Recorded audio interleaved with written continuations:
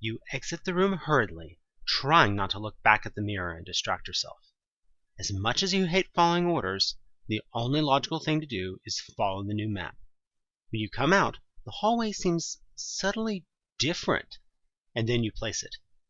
The doors to the other room, which you know you left open, is closed. When you check the number of the door you came out of, you discover it's room 310? It seems utterly pointless at this stage to argue with the mysterious fucking lady and her mysterious fucking direction and this pointless fucking physics. So you head over to the elevator. Luckily, it isn't very far, and the hallway has not suddenly changed layouts on you. When you see the glowing light of the little terminal, you have a revelation. The arrows written on the map must be a code for it. Good thing you didn't try the Konami code earlier. Even though it was probably obvious, you still feel a little proud of yourself for having figured it out right off. You punch the code on the directional buttons. Up, right, down, and behold. The light switches from red to green and make a noise. You hear the whooshing sound of an elevator in motion. Before the doors open, you ready your pipe, in case anything leaps out to get you. Your whole body tenses as you hear the elevator arrive. But when the doors open, it turns out to be empty, waiting for you. The only thing to decide is if you trust it to not drop you into oblivion, or bring you out somewhere even more hellish than here. You stare into the elevator for a good long moment, before deciding you should step in. You hesitantly step forward into it, cringing and expecting to plummet to the abyss as soon as your weight is upon it. It does not. You stand in the elevator. It's pretty small. It makes you feel kind of claustrophobic. There's only one button with a G, presumably for the ground floor. Aside from that, there's a suspicious-looking panel on the back wall. Remembering that there are sometimes emergency phones in elevators, you get it in your head to try and open the panel. Unfortunately, there's no latch you can see, and your fingernails aren't long enough to get inside the outer groove. You dig around in your pocket with all the crap you've acquired. There must be something you've got that can help you in this situation. As you are digging in your coat, you remember you clipped a safety pin to your sleeve so you wouldn't lose it. You open it up and stick it in the groove. You feel around the edge until you feel the latch. You hear a click. The panel falls open on louvered hinges. There's no phone, sadly, just a great, dark, gaping hole to who knows where. You peer inside, and you can see a faint blue glimmer. You stare into the miniature abyss, and it stares into you. Knowing this place, anything could be down there. What if it's something you need? You think of your uncle, what he would do. James would just go for it. So, you stick your hand in, and go for it. You grope around in the darkness, until your hand meets a familiar shape. You pull out another plate. This one's blue.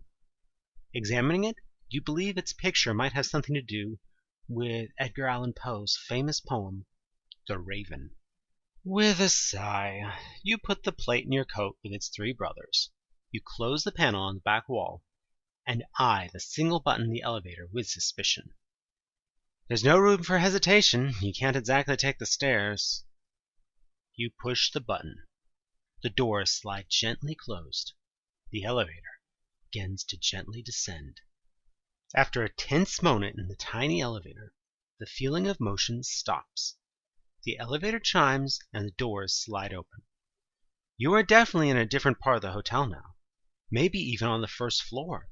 The air is much lighter, but the hall is suffused with gray mist that drifts and collects at ankle height. There are shut double doors at either end of the hall. Hardly giving it a thought, you march out of the elevator and up to the closest set of double doors, those on the right. You stand on your tiptoes and peer through the glass. But the mist is so thick beyond you can hardly see more than the contour of a long hallway. You give the door an experimental push, but it doesn't budge. Another stuck door. Figures. You walk past the elevator and around the corner to the other set of double doors. The mist is slightly thinner here, you think.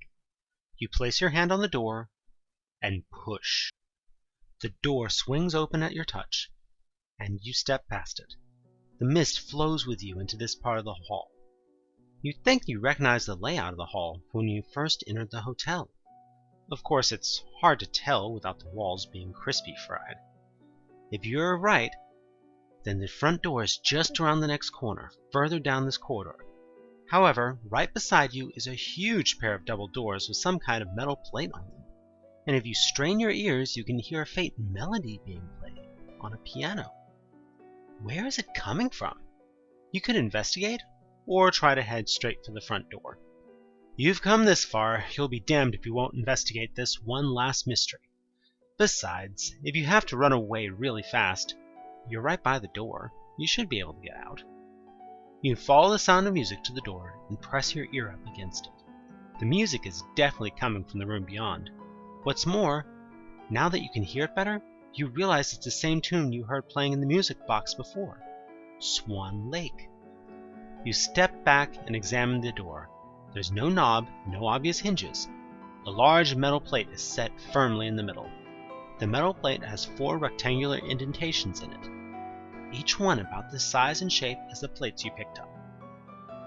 Your newly honed illogic senses are tingling. You pull the crumpled Bible page out of your pocket and smooth it out. You've had a hunch for a while now that this poem was connected to the plate somehow. You read the thing again, murmuring it under your breath. The murderous masked man, sinister creeping, evading detectives' dexterous deduction, while despair lurks below them weeping. The monster above all brings destruction. Each couplet seems to describe one of the plate characters, but how does that help you with which way they should go in? Obviously, there must be some order to it. The monster above all, obviously that one should go on top. Despair below should be in the bottom slot, of course. What about the other two? For a moment, you're stumped and are ready to try a configuration at random. Then you remember that sinister and dexterous each have another meaning in Latin.